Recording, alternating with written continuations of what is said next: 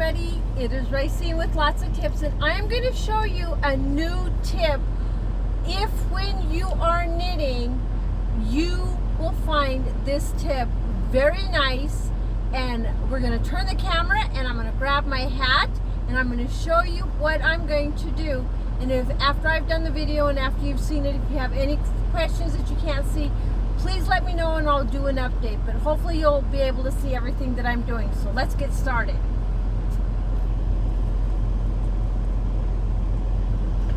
So come over my shoulder. So basically I've got 4 stitches left on my knitting needle and we're concentrating on this very last stitch. You go ahead and you knit through the front loop those first 3 stitches to go to the very last stitch. And normally you would go in here, but it tends to give you a big hole when you're going from row to row.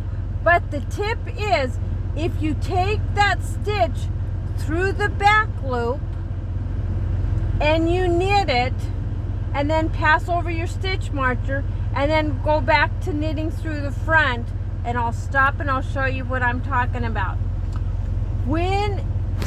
And then you won't get any kind of ridges and your stitches will be nice and tight like the rest of your hat. So I hope you enjoyed that tip. Now, question somebody might have.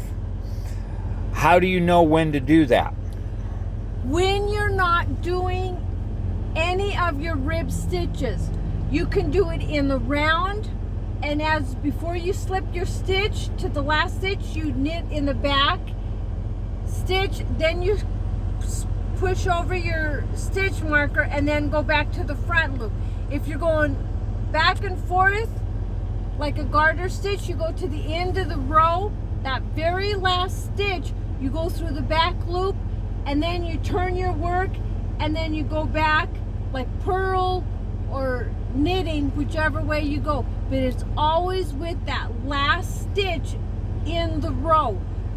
Even though I'm doing it in the round, I still go in the back loop on the round, and if you're going back and forth, and then that way your stitches won't have a big loop, because when you bring it through the front and you pull that yarn around, it makes a bigger loop on your stitches, and you don't want that. You want your material craft project to be nice and tight and match all the rest of your stitches. So thank you, Mr. Tom, for a very good question. So before we leave, always hit that thumbs up and you'll get all of our new videos, and hit that notification bell so that you can see when I put up a new video. And if you are a newcomer, make sure you hit a few of the watch a few of those videos to see if you like my tips, because I have several things that I've added. Mr. Tom has done a few videos, and we want to make sure you have some insight, not just from my perspective, but from what we've learned, and then we can share it on to you. If you feel someone should have this tip that you know that is a knitter, please share and continually come back and watch all of our videos. Have a great evening. Bye. Bye.